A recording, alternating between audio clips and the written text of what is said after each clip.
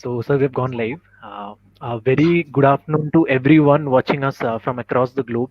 To all the attendees who are watching us live right now, we welcome you. Good afternoon to our moderator for the webinar, Dr. Chinmay Pani, sir, medical oncologist, Apollo Hospitals, Bhubaneshwar. And very good afternoon to Dr. TARINI SAHOO, sir, medical oncologist, Bhopal. We welcome you, sir. So, without any delay, I would like to request our moderator for the afternoon, Dr. Chinmay Pani, sir, to introduce our speaker before we start the presentation. Sir, it's up to you. Thank you, Asis. Thank you, Ghansan sir, for arranging, giving us a platform to discuss. So, a hearty welcome to you all, those who are online at this point of time, and also special welcome to our speaker, Dr. T.P. Sahu, Dr. Tarin Sahu, who is a eminent senior medical oncologist currently placed in Bhopal. Actually, to say about him, he is actually a mentor to many young medical oncologists in India, pioneered in clinical trials, specifically in Bhopal, and he's a leader in clinical trial, I can say.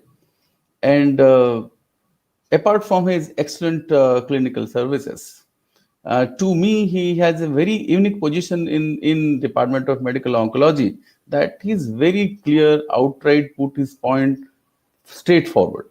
I like this attitude of sir personally very well. There is a saying that you can borrow idea but not conviction.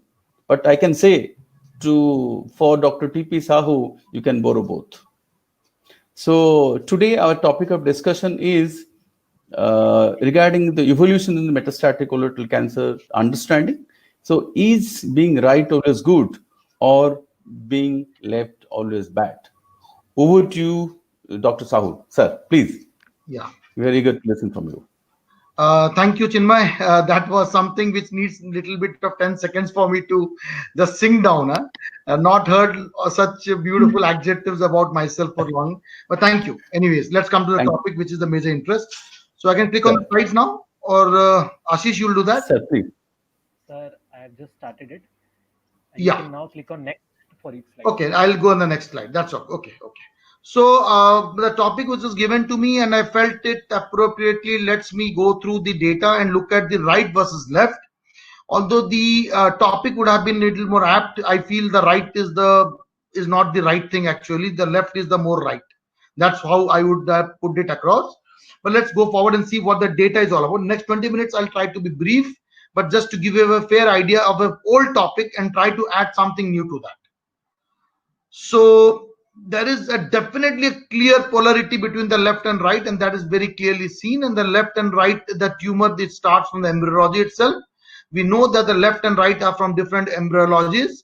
And if you look at it, oh my God, the slides, it will not have that effect of the slideshow.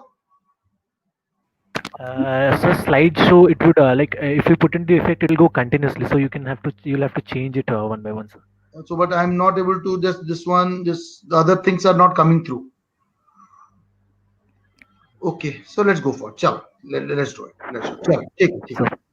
So now if you look at it, it's a very important thing to see that if you look at the right side, it is filled up with something which is much more bad in the biology.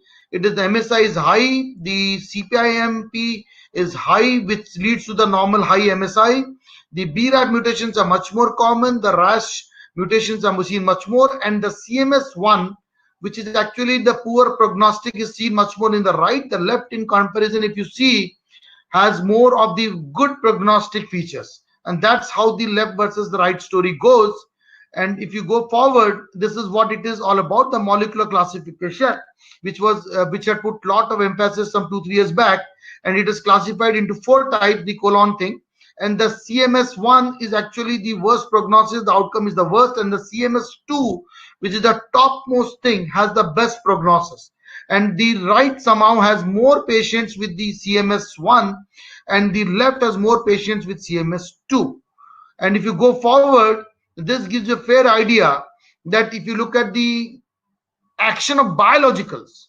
You look at the CMS1, you find that the bevacizumab probably works better than cetuximab, and that's what we find in the right side. And go to CMS2, and you find the bev actually not doing good and the cetuximab doing good for CMS2, and that's what we see in the left side.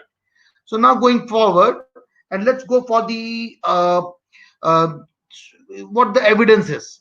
And if I'm sorry for that, this was a presentation which had to go on this slide. There are multiple things which was there, but let's go what the slide is coming through. This is what all of us know. There have been 3 studies: the PEAK, the FIRE, the SWOG, and the CalGB is the standout trial. If you look at the whole analysis of CalGB, it shows that anything which you do as a biological does not change. But if I look into the specific left side of the story and look at it, yes, we do find that the 7 months difference of a cetuximab versus a bev initiation means both the drugs were given, A versus B, A followed by B, B followed by A. But it shows that if in the left side, the overall survival was the longest recorded around 40 months versus around 32 months that was recorded for a left-sided started bevacizumab, and the absolute benefit was in the tune of 12%. Go forward, this was again confirmed by FIRE. The benefit of a cetuximab followed by bev or a bev, the approximation of benefit was beyond 10 months, and the benefit in terms of percentage around the same 12 to 14 to 16%. So over the trials, we have seen the quantum of benefit is better with the EGFR drug on the left side versus the bev. Now go forward and let's see the left side CRC. If you look at it, we have data that 38 to 40 months is what we're looking at for the cetuximab followed by bev, followed by third line. That's the OS data. And if you look at the bev followed by cetuximab, that's from the same trials, it is around 25 to 32 months. Let's take the maximum of 32. Still, there is a much more survival on the left side, advanced disease, if you do a cetuximab or a panitumumab followed by bev rather than the other ways. And let us find why. If you look at it, the first thing that comes out that not everyone receives the second line. And that's a very important thing which I've seen across.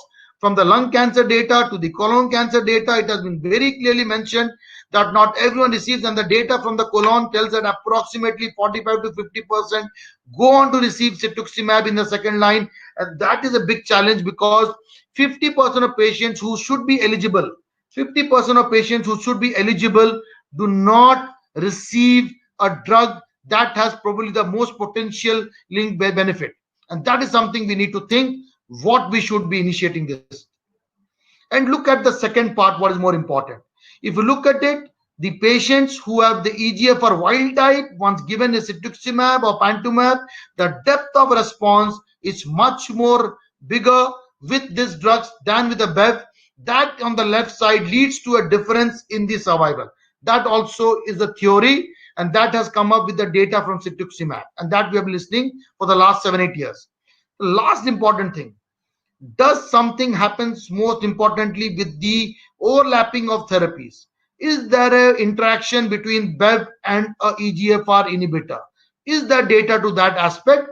And that is something which you look at. There are 3 trials which I can pull out: the Cairo 2, the PACE, and one more trial which shows that if you use a cetuximab and a bevacizumab or a panitumumab or a bevacizumab with a chemotherapy, and all the drugs had an oxaliplatin based chemotherapy, and compare it with any single, it was found that the triplet with dual biologicals always did worse than a single biological. Why it is so? Let us now find out, and that probably is going for a negative interaction. So if you look at it further, it is shown that if there is a role, if you look at the EGFR inhibitors, and you find that they do much better if they do not have a prior bevacizumab exposure than they have a prior bevacizumab exposure. Means if you have EGFR inhibitor which you have done and you have a bev exposure before, it does not do that well, and this is more reflected here. If the difference was more than 6 months, then the gap was, then the benefit was seen. But if you do it within a 6 months or you do sequentially very quickly, it is trial in Japan has shown it, the trial from Japan in the Japanese clinical oncology study that they do not do that well, and there is something in the BEV which inhibits the effect of cetuximab. Now go further, you do find that once you stop BEV, many of us feel that after 1 month the effect is not there, so we do find the BEV is not there in the body. But the trials have shown that till 6 months even you find BEV which is there in the body, which could have this prolonged negative effect. So the dual effect of the both biologicals could be playing an inhibitory effect. So early start of a cetuximab post BEV failure, that's why probably has not helped. And this is shown in this graph that the maximum concentration is still there at 3 months, and even at 6 months also you do find that it does not do that well. There is still some BEV left behind in the body. So with this, we probably are getting a phenomena why cetuximab is less effective than BEV. Is there something else? Yes, there is something else. It is because if you look at it, how do we explain further? BEV also decreases tumor uptake of cetuximab 40%. This has come from a data which shows that if you have a saline, this is it, and there is a BEV, the uptake of cetuximab is much lower when there is a BEV in the body. This again tells you that the sequencing is very important. Again, BEV inhibits angiogenesis, so lesser number of the inhibitors are able to go to this tumor, and that's why less efficacy. So this is why if sequencing is to be done and someone has started BEV because there's a cost issue, I think to that effect there could be a window washout period where just chemotherapy could go in and the EGFR inhibitor comes in at 4 to 6 months of the therapy. 1 minute. Next. Okay. So now we go forward and go to what is BEV beyond maintenance effective, and is that a sequence? I do first line BEV plus chemo, then I do a BEV continuation post progression, and then I do my cetuximab or EGFR inhibitors. It also has shown the maximum benefit with the sequential era is 30 months. So the survival with a sequential and using BEV beyond progression and then at the EGFR TKI, it has shown that it is around 30 to 32 months. So you are not reaching that classical 39 months which you came up with swap. So now with the sequencing, it is now well answered for the left side with the EGFR wild type. It should be a EGFR inhibitor first followed by BEV rather than the other sequence. Cost, finances are a different thing. It's a real world, then that could be issue. But otherwise, if someone can afford the EGFR, it should be given upfront rather than late. Is there a preference for EGFR inhibitor for the left-sided? I would tell no. Are cetuximab panitumumab the same? As per the literature, as per the guidelines, it is same. Although the data bulk is more with cetuximab and panitumumab is a close cousin, distant cousin, where the bulk of data is not there. Cetuximab has the advantage of being the better, more data bulk. But yes, there are subtle differences between cetuximab and panitumumab, and all of us know the differences. What we know, more of the magnesium fall, more of the hypersensitivity. Those are things you need to take care of. Now, if you look into is cetuximab a value in the right sided at all? Can we do cetuximab in the right side? Is it of a value? Definitely not in the first line.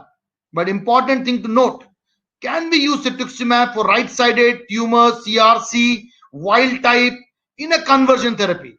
What does the data tell if you're looking at conversion? What is conversion? I have an option of a surgery. My surgeon tells, okay, Madam, try to give something. Let us reduce the disease, and then we try to operate. That would be a conversion therapy for me. A potentially oligometastatic trying to become metastatic, or a oligoliver deposit, and we are trying to control it.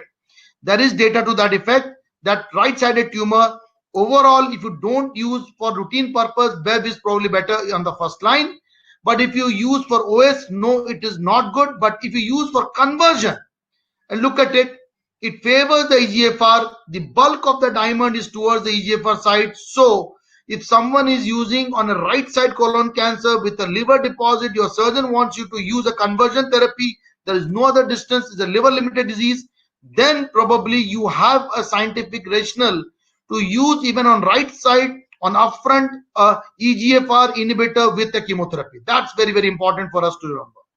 That's something which all of us remember. But the difference is it does not translate into survival. See the right hand side where the depth of the response translates into survival benefit. But here the depth of response only goes for a conversion therapy on right side, but it does not translate into a survival benefit. So that's the difference we should note, and that's also in the guidelines of ESMO.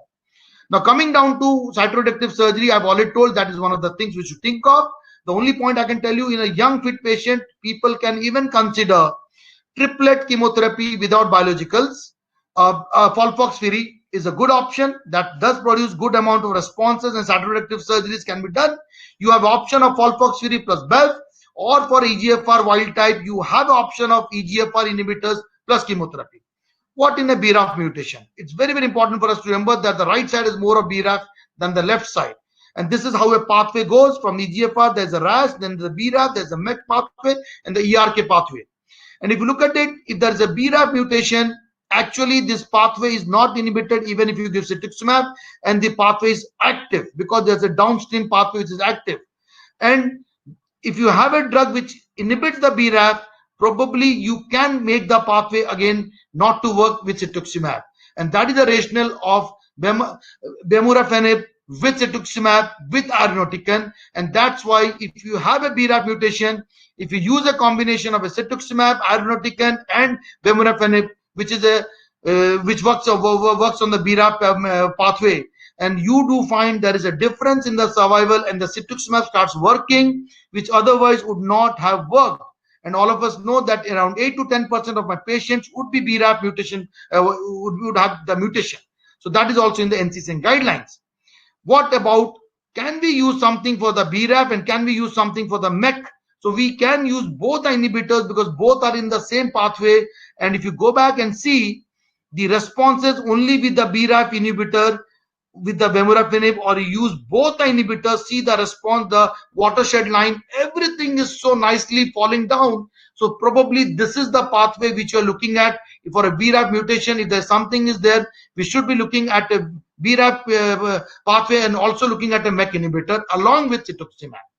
So to conclude this part of mine, in left side, choose the right sequence.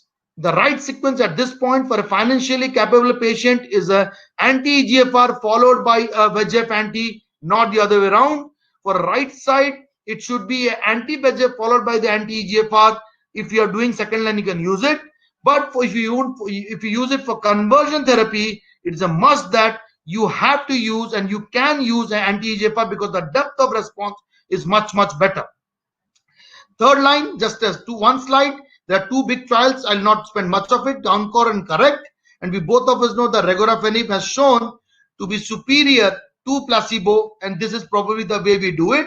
There are trials to tell you that if you use regorafenib from 80 milligram the week 1, then 120 the week 2, and 160 the week 3, then more patients are able to tolerate regorafenib rather than starting everyone at 160. That's the only thing I felt could be appropriate.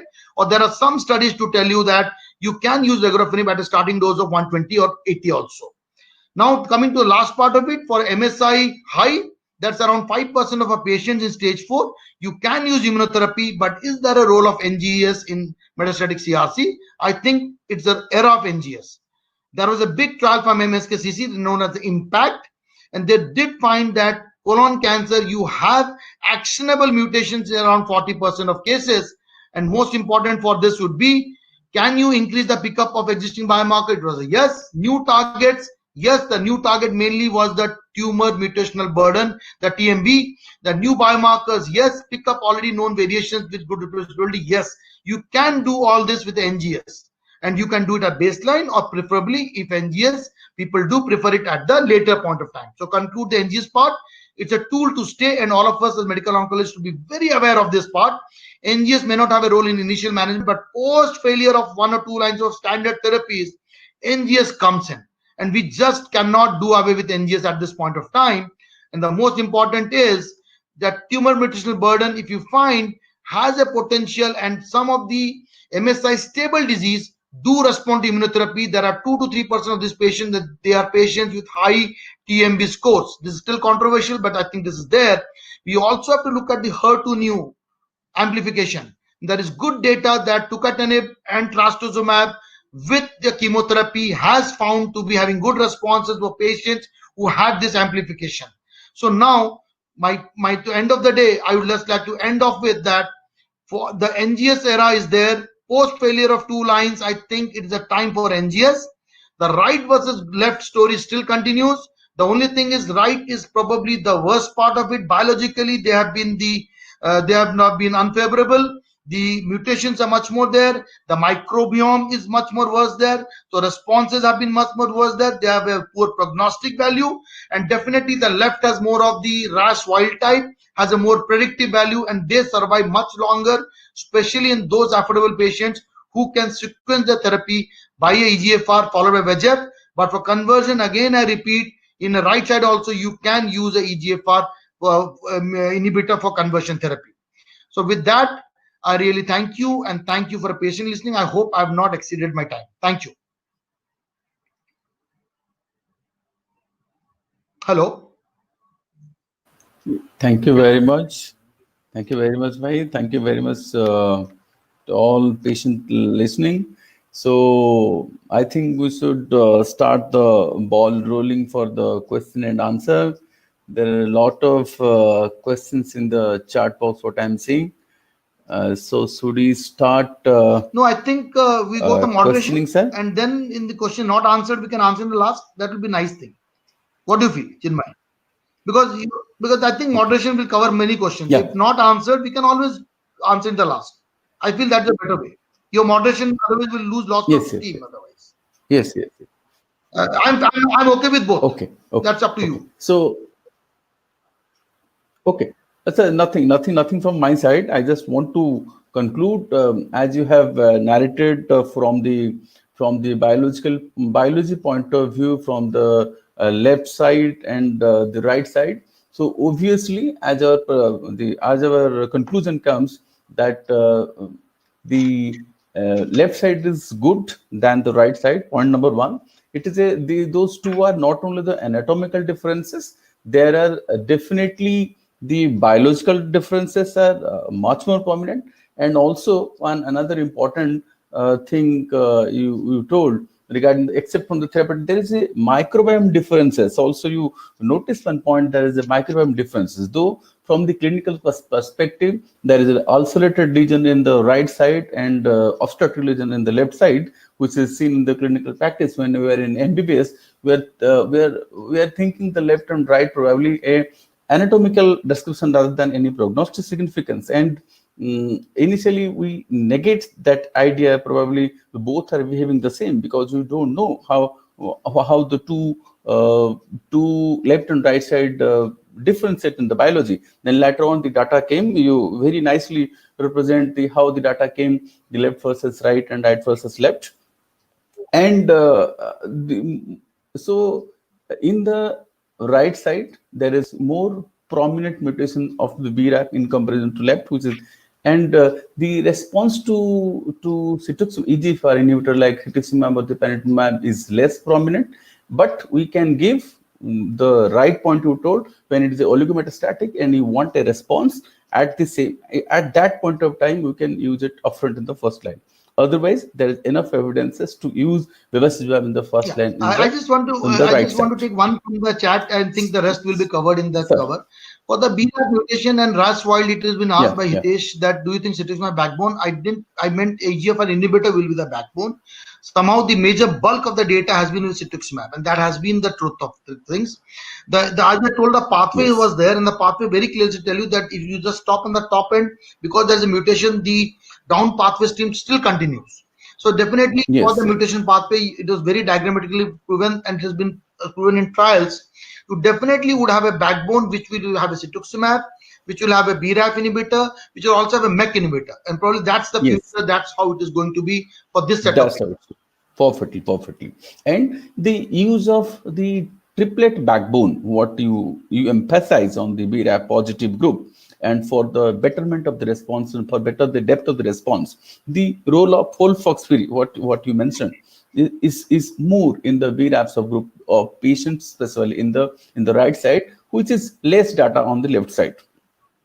Okay, so another and the sequencing you nicely mentioned the Holt meta-analysis and light chain meta-analysis, the two meta-analysis data you mentioned regarding the sequencing of the things, and of course in the second line you have to use the EGFR inhibitors in the right side, that what you mentioned. Even if you are using the left side and the bevacizumab, then there should be a gap, and then you can use the cetuximab because probably there is some anti-angiogenic effect of the VEGF, which can inhibit the response of the cetuximab. What I can understand. If you can clear this point, I'm glad to listen, sir. Which one, please? Can you come again? Sorry. So, if you give first line bevacizumab, then Yeah. the impact of the second line cetuximab will be less. Okay. So there have been 2-3 theories of So, this.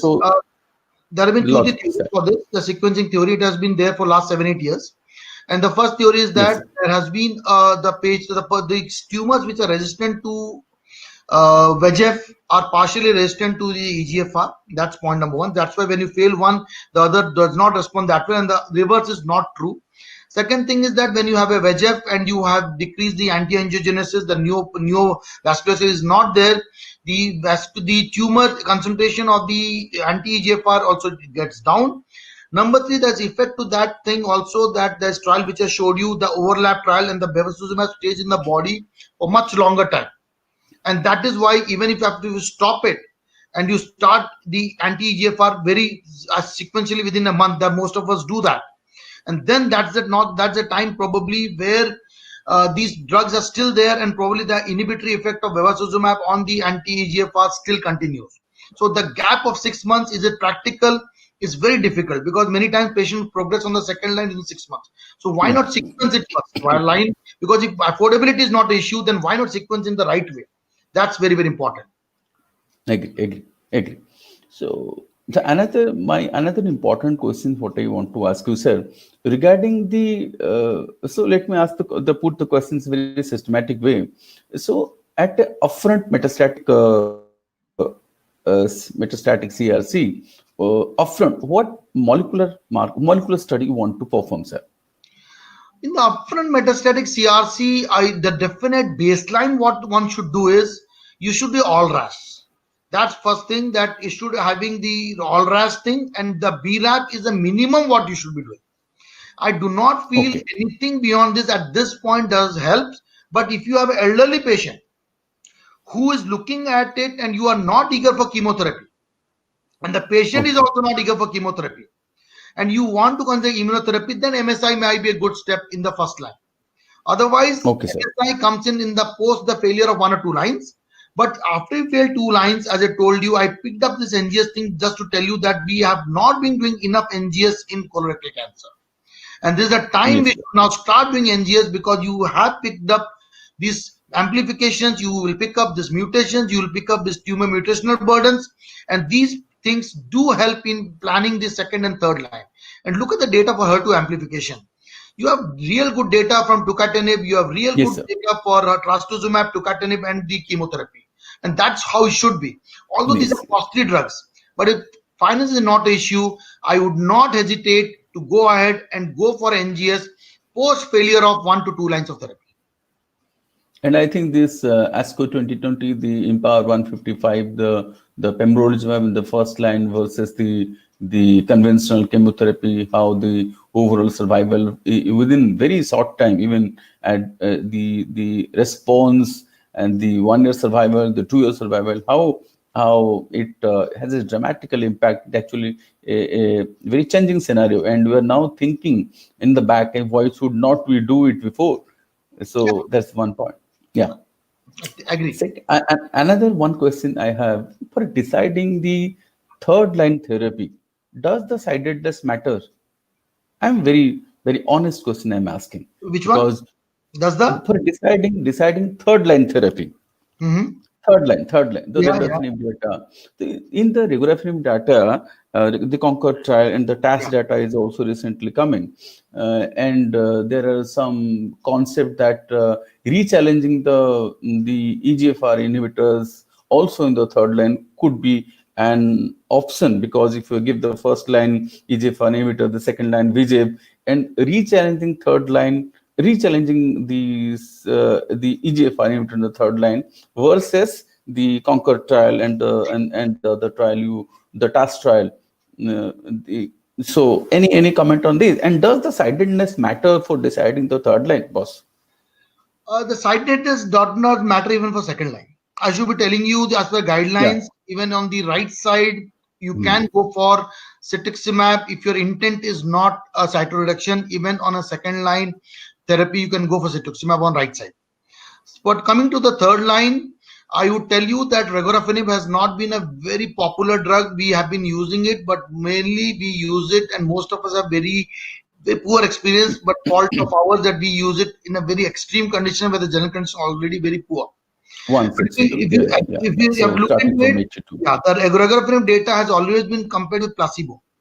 Both the big data have been compared with Yes. placebo. So I agree that regorafenib, the point what was addressed is how to tolerate this drug better. What I wanted to point out that 160 is not the way to probably go ahead.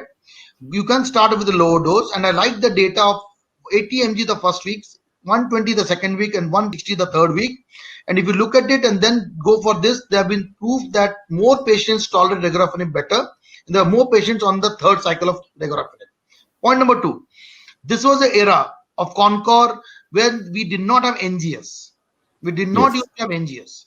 So I feel that that this should be on the perspective of today's time. I would do NGS for affordable class. If the NGS showed me a mutation which I can target, or I have MSA high, I'll go for these therapies better and much earlier than I go for regorafenib. That's also something. The last thing which I wanted to point out, there is data to effect that regorafenib followed by EGFR versus EGFR followed by regorafenib, the data is Yes. superior to regorafenib followed by EGFR. But I would not still, even with this data, push regorafenib to second line. I would still push regorafenib down the line because these are target. If I have a target, if I have a drug, how can I just not give it? And I do not want to give a drug like regorafenib which does not have much responses. The basic thing is disease stability with regorafenib. You have to understand that. And that is why I Yes. will push probably in my practice regorafenib to someone who does not have a mutation or someone who does not have the finances but would want to take a third line. That's where I'll put regorafenib. Yes, sir. So got your point clearly.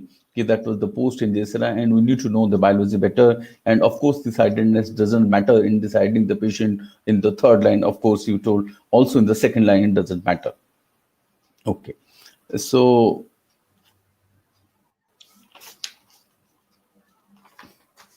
okay, sir.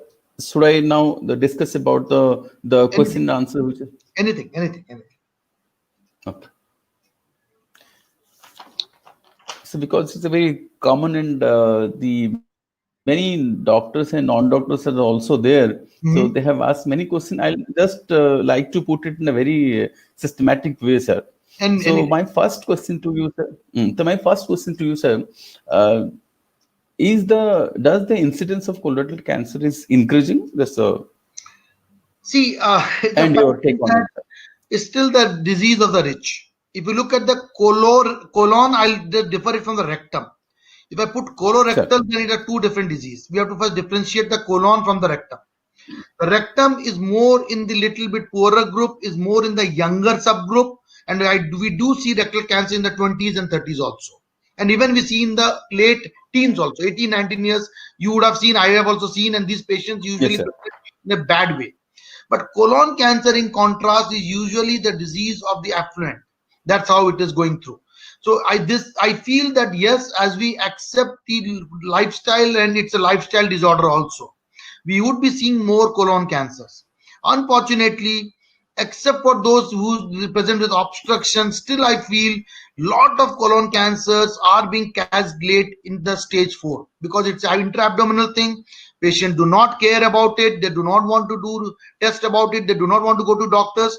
So I feel anyone who has a change in the bowel habits, constipation suddenly happening or diarrhea suddenly happening or bleeding, you should go and consult a doctor. Do not fear. And if you do that, you have a healthy diet, you have a lot of leafy vegetables, and you have no obesity, you take care of exercise daily. I think that's fair enough. Colorectal cancer should be, that's all you can do in the lifestyle. But yes, it is increasing as we are accepting a Western lifestyle. The Asians also are getting more of colon cancers. Okay. Because there is a paper in the Lancet, sorry, in the JAMA in 2018, and regarding the incidence of the colorectal cancer, and they mentioned the third most common cancer in female is colorectal, apart from the breast and cervix, and third the colorectal. Actually, very surprising to see, because the ICMR has published along with the Bill Melinda Gates Foundation, and it's also it takes the fifth position, and colorectal cancer takes fifth positions in male. So that's the reason it's a very surprising thing. So that's the reason I also asked the same question to you, sir. I think And head and neck another, cancer is sir, India is all about head and neck cancer. I think okay, that will be the number one any day for me, apart from breast. yeah, sir. Apart from that, so another thing, somebody is asking regarding the earlier clinical presentation and the causative factors for the colorectal cancer, sir. I think we spoke about it. Diet, it's definitely a lifestyle disorder to some extent. There has been familial history of things of for colorectal cancer. If you have a family which has history of colon cancer and it happens in young patients, more than two or more, below 35, 40, be very careful. You could have a syndrome of a familial syndrome which you could be at risk for colon cancer. That's point number one. Point number two, I think the diet plays a big role in colon cancer. That should be taken very, very seriously. And number three, what I feel is, as I told you, any change in the bowel habits should point you towards going for a colonoscopy or a test for colon cancer to exclude colon cancer. Okay. So what is your take on, because our program director, Dr. Viswas, has written that we should in fact do all RAF, BRAF, MSI, and HER2 in the first line setting. So your take on the HER2, because you agree of all the three to Yeah, do. So your take on to do HER2 in the first line setting. I would not. I would not. If someone does, Like, mhm. he or she is not at fault. But only thing is, if I cannot do about a test, why should I do the test? I always look at it in that aspect. I have a rash mutation, I will do something about it. I have a BRAF, I will do something about it. Because if I have a wild type rash and I have a BRAF mutant, I would not go for cetuximab alone. I know what I need to do about it. If I have a MSI, in today's era of immunotherapy, I can still do something about it. But what Yes, will I do if I have a HER amplification? There is no data that you probably first line you'll change your therapies. So I will keep it for the first line failure probably. Yes, you can do it, but will you act upon it? That's the question you need to ask yourself. And probably yeah. I will reserve it for second line or third line. Yeah, yeah. So because there was one discussion was hearing on, and they were telling the presence of the HER2 amplification will reduce the response, or there are bad prognostic criteria coming to, if you treat in any way, either you put BEV or to to the cetuximab or panitumumab, whatever way you treat, they are the bad subgroup patient, and they don't respond well, and probably that was the reason that we will have a other baseline tissue. So any change in the biology happens in the metastatic site later on in the metachronous way, if the metastasis happens in the 2 year, and versus the first line upfront if you do. So do you like to do the biopsy again, and what is your call on it, sir? Probably no. Most of these mutations that happens, at least rash and BRAF, are very basic baseline that happens well before, and you would get that data in the upfront slide blocks also. You can pull out the blocks. But MSI, definitely, if you have a stage 2 colon cancer, the data is that the MSI is high in around 20%. For stage 4, it becomes to 5%. So, and Yeah. for these mutations of the tumor mutational burden, other things, I would more prefer a newer sample. I would definitely prefer a newer sample. So for this newer test, I would prefer a new sample. But for rash and BRAF, I would still go with my basic block which I've been using it during the surgery, or I'll use a block which has been there previously. For the NGS, there's a data now coming for liquid biopsy also in colorectal cancer. I would not hesitate to do that if the new sample is going to be a little more difficult. Okay. I think So from a clinician perspective, I'm asking a question. So till how old a block you are using for the NGS? Because many people are refusing to do NGS if it is more than 1 year. They told that the yield was not high and the yield was less, and doing an MSI in the PCR method is it may not be reliable, etc. and etc. So they are the explanation from the lab we got. So Okay, let us be very honest on that part. Sir. I would be having a limited knowledge on few things, but to put this in perspective, if my first question which I ask is, do I need a new sample or an old sample? Yes. If that mutation is present at the baseline, it does not change over a period of time, I would Point well still taken. be comfortable with So, the old sample. Number one. old Number sample. two, it is the quality of preservation of the tissue which matters. I feel where tissue has been well preserved, I don't feel that there would be deterioration in the quality. If 1 year is the cutoff, I'm not pretty sure. There are others who are seniors to me, colleagues. I would like to hear that point. But for me, I learn if the quality of preservation is good, if they can yield the DNA and RNA, whichever way they want to do it, I feel that's fair enough. But Okay. if there's a mutation which has evolved, those are the things which I want to put up, and I want to see what is there in the newer part. Okay. Got it, sir. Got it. So basically, the point to summarize that there is no new mutations happening. Number one. Number two, the newer sample, metastatic, when metastatic happen, if you add that sample, if you have the block, you can use it, and if the laboratory wants to, sorry, sir. Yeah, I feel there are some mutations which you need a fresh block. I'd be more comfortable with doing a tumor mutational burden a fresh block. If Yes. there is a metastatic upfront diagnosed case, then MSI is fine for me in the old block. If it had been a Yes. stage 2 colon cancer and now it is metastatic, I'll repeat the biopsy once again. HER2 new, I'm not sure, but I'll probably use a new block. Okay. For Done. RAS and BRAF, I'll use the old one if it is fair enough. And MSI and DMMR, what is your preferences? Because the options are MSI/DMMR. I You use the IC or the PCR based, sir? I normally look at the 4 mutations in the classical way, and I look at it as the things goes. And if the ISC is fair enough, I just do it. It's a 4,000, 5,000 rupees test, and I do the MSI, and based on that, I look at the MSI high or stable. That's how I take it. And if it is to be compared in the doubtful thing, I do a fish. That's what my take is on MSI. I do it on the classical way. I do not, but the tumor mutational burden, there is data that NGS probably is better. Yes, yes, sir. Yes, sir. So, in your clinical practice, how often you are doing NGS? Because the NGS penetration in colorectal practice is a little bit less. We're a little bit hesitant, or we do it in a very lateral line. So, your take on message, sir? Practically, very few colon cancers in my practice go on to third line even. So, but as the science is evolving, I remember the era of lung cancer where none of us used to do a EGFR. Few of us started doing EGFR, then we started doing it in a second line. Now we do not start therapies before we have EGFR. I'll cross everything on my table. So now I think it is a time for other cancers for us to change. And now we need to go into and now practice more of the NGS if you want to do a good therapy in patients who have the money and the pocket deep enough to afford those drugs. I think NGS is the way to go forward, not only in colon, not only in lung. It is going to be the way even in breast cancer and in a lot more cancers now. Yes, agree. So another one question I'm asking regarding the role of maintenance bevacizumab or maintenance rituximab. You have mentioned something in your presentation. I want more clarifications and detailed knowledge, sir.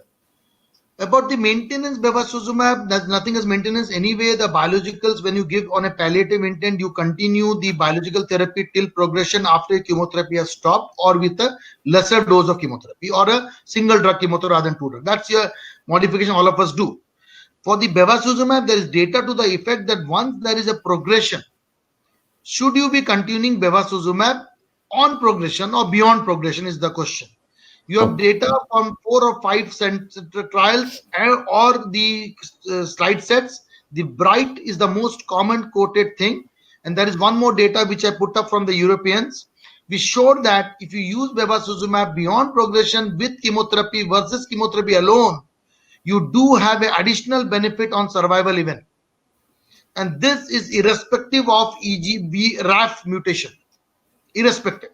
The only Irrespective. point that was negative is if you use bevacizumab first line and you use the EGFR inhibitor second or third line, at 30-40% to 50 to 55% of patients do not get this anti-EGFR who are eligible. That is the point of pushing EGFR first, because the target is for EGFR. BEV will work across across the RAS mutations. But Yes. for EGFR, if you are using a second line with the biology, which I already told, the most important thing is 30% to 50% who are eligible do not get EGFR ever. So that is one negative point. So why not give it? Because if I can give 60% to a 100% eligible patient, I still am missing 40. And that is a worrying point for me. Okay. Okay. And the best So data that has come from beyond progression bevacizumab is 31 months. The best data okay. that has come from this sequencing is 39 months. Still, I feel this is a much bigger survival. Okay. So regarding the maintenance panitumumab or maintenance cetuximab data, there Uh, is a yeah, I think all of us should agree that if I'm going a biological, I just do not stop the biological with chemotherapy. It's there with even any biologicals you do for ovary also. That it is same thing. It is at 12 to 15 months. Now the data is coming for ovary. Should we be doing beyond 12 to 15 cycles for bevacizumab? Because that is the point when the relapses are happening actually in ovary. So the point is, why should we not be using? Because the pathway is getting reactivated. So my point of using a target therapy is, ideally you should be talking to the patient. If you are responding, I will probably continue your target therapy till progression. So that anyway include the maintenance. If you stop just with the chemotherapy and stop that, then you probably are not doing justice to anything. okay. So with cetuximab, you want to give 5-fluorouracil or with panitumumab you want to give 5-fluorouracil capecitabine, or you want to give the single agent targeted therapy alone? Uh, Two things here. If I Sure. use as a single agent for cytological response, Mhm. then only anti-EGFR can be used single agent.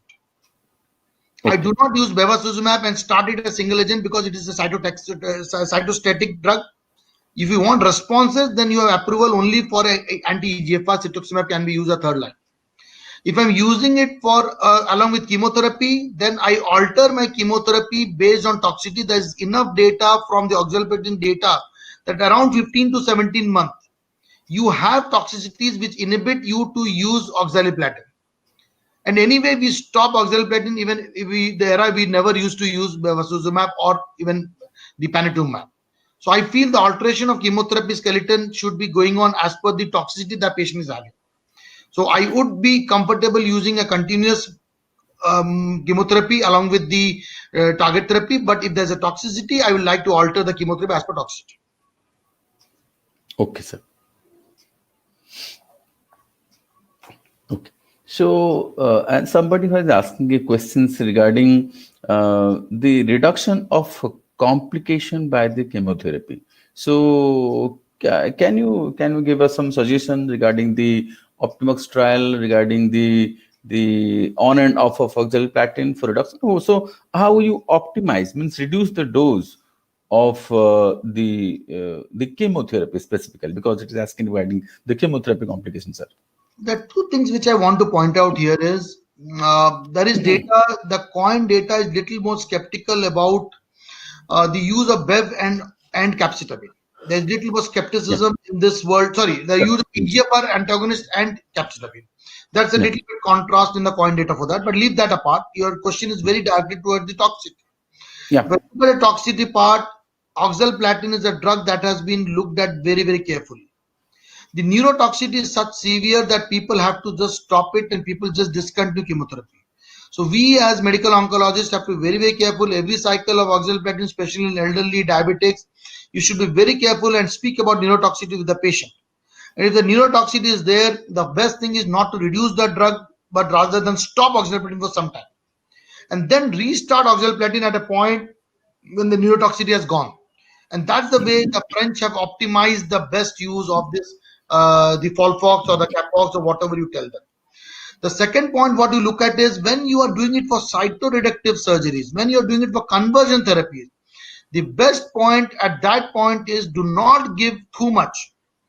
कि आपको there's a very good response happening, so I would like to give too much of that drugs and go on. The surgeon tells you have spoiled the liver, because all these drugs are hepatotoxic. The best time if you're using for conversion therapy is the time the surgeon sees the patient. Every time, every 2 cycles you monitor, and the time the surgeon tells I can operate, stop chemo. That is the time you should be letting the surgeon operate. If you push in more of chemotherapy for conversion therapy, you are going to land up in lot of liver toxicity, because most of the patients are going to have some amount of liver resected, and that is why you have to be careful when you're doing for conversion, and you have to be careful in a different aspect when you're doing for metastatic palliative intent. That's how I think that's how you optimize the things. Okay.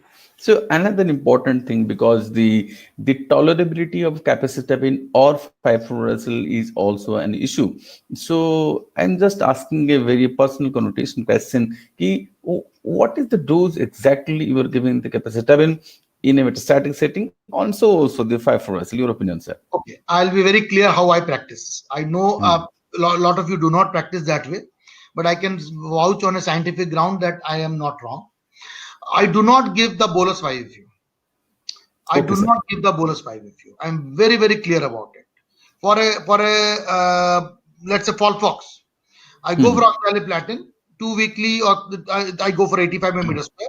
I go for the leucovorin, and for leucovorin in that I go for 45 milligrams or 25 to 30 milligram per meter square. I do not give for a high dose also, because there is data to aspect that high dose leucovorin versus the low dose leucovorin, there is no difference. And leucovorin adds at least 20% to the cost of the therapy. It's a costly drug. That data has been born out of necessity when leucovorin was in short supply. And then we found that low dose leucovorin is no inferior to normal dose leucovorin. Point number one, I never give the high dose leucovorin till someone has given a protocol from somewhere and wants me to do the protocol without change. Number two, I do not give bolus. I start the continuous infusion 44 hours after I finish my leucovorin and the oxaliplatin. So these are the two things which I do, because what I found is scientifically you are not compromising on any efficacy data. But the bolus 5FU leads to more of hematological toxicity. So that is the reason I've altered this in my practice, and I'm pretty happy. My patients are pretty happy with that. For capecitabine, I've aged probably. I've slowed down. So I feel that capecitabine initially I used to give at the standard dose, no dose reductions. I used to give it. Patients used to come with a lot of hand foot. What I normally do is I normally give now at around 1000 per meter square. And if they do not tolerate, come down to 850. And if they tolerate, I go up to 1250. That's how my capsuline practice has been. I find there are 30 to 40% patients who do not have any problem with any dose, but 30-40 who do not tolerate even 50% of the dose of capecitabine. So that is the individual patient. You talk to the patient, talk to them, talk about hand-foot syndrome. They will understand. They'll come down, and you alter the dose. That's how I do for this things. So I'm very candid about what I do in practice. I know few things would not be agreeable to few of the oncologists, but there is data to whatever I told in this thing. So regarding the DPT mutation analysis in the loose motion, so when exactly you do? Just I have don't a do. I don't do. I'm sorry. I agree. I should okay. be doing much. I don't. Not an issue. So, so my last question is regarding the prognostications of the metastatic colorectal cancer. Does it uniform if it is liver limited, if it is ascites, if it is multivisceral? So just a close-up remark on that, sir. It's basically 40% of our patients do come with an advanced disease, and I think tumor board is the answer. You should have a oncosurgeon. You should have a hepatic surgeon. I'm very clear about it. I understand it's a missing faculty in many of the tumor boards, because there is Yes. data from UK, and I can quote the data that those patients who are considered inoperable for liver disease by surgical oncologists, when they went to a specialist hepatic surgeon, they were considered to be operable. And all of us know that metastectomy in a complete way is the best way to cure this patient. So the tumor board should consist of a hepatic surgeon, should consist of an oncosurgeon, medical oncologist. Radiation have limited role, pathologist and a radiologist. And you should have a facility for volumetric MRI and CT scans, because you need to look at the liver functionality. If that is all done, I feel that is the best place to get treated for the advanced colorectal cancers, because you would be getting the optimal therapy, you will be getting operated at the right time. You, if you go to a single alone center, if the medical oncologist is not letting you go, the response is just lost. You would lose the window which you get between for surgery. You are pushing lot of target therapy, you might get a progression. So I want to tell you that this is the vital point. You should get a good team. If you don't have a team, you should build up a team at least virtually, because now everything is virtual. So you can have a team even virtually, and that's how it should be done. Agree. Sir, in ascitic group, specifically the bad subgroup of patient where the initial presentation, though we see very less percentage of patients, what about them, sir? What is their prognostic outcome or overall survival? So I tell you, I've experienced two patients of mine, and both were young patients. Both patients had only ascites, cytology positive, no other disease anywhere, just operated. Cytology were positive in surgery. We just went for chemotherapy, and I can tell you, I've lost both the patient within 2 years of relapse, and they relapse very fast. Prognostically, it all depends what age the patient is in. And I feel once the ascites comes in, it is more of a palliative intent, although you can operate, but they do not do well. I don't know what your experience, Chinmay, you can add on to that. Sir, agree, sir. Specifically, those who are the peritoneal deposit, they behave very badly. The response is bad, and usually the ascites associated with the EGFR. Yes, sir. EGFR, the mutant subgroup usually is have, and so also the BRAF positive group. One patient of mine which I lost last month. I can tell you that I did NGS for that lady because she was an affordable class, well-off family. And she went on to receive panitumumab. She was RAS wild type, BRAF non-mutant. And to tell you that she had TP53 mutation. I think that is also very important. When you start doing NGS, you get these mutations. And when you look at the mutation, then you understand why this has failed so much. None of the chemotherapy worked. And I thought, why? You normally see responses happening. You normally see stable disease happening. She never had anything of that. And that's something which you feel very bad. So NGS also helps you in this part also. Yes. Yes, sir. So thank you very much, sir. It's already 4:30. Our time limit was from the 3:30 to 4:30. We started almost in 3:31, and we're almost about going to finish in 4:31. So it's a very informative, elaborated, I can say, elaborated informative session by Dr. Sahu. And I told you in the first remark that you can borrow idea, but not conviction.